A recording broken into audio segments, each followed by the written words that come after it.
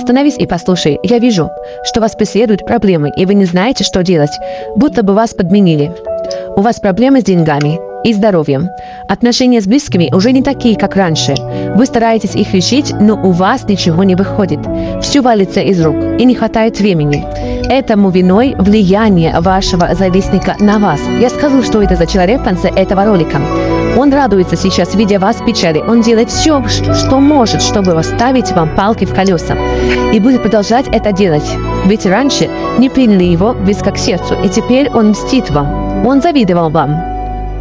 Завидовал тому, что вы сильный человек, с доброй душой, что у вас была хорошая работа, стабильный заработок и много знакомых. Этот человек хочет разрушить все. Напишите в комментариях «нет», чтобы уменьшить его влияние. Нажмите «Поделиться этим видео» в WhatsApp или другой социальной сети, и четвертый человек в этом списке будет иметь такие же инициалы, как ваш завистник. Чтобы услышанное сейчас сработало вам во благо, вам нужно подписаться на меня, поставить лайк. Это очень важно для нашего с вами энергообмена.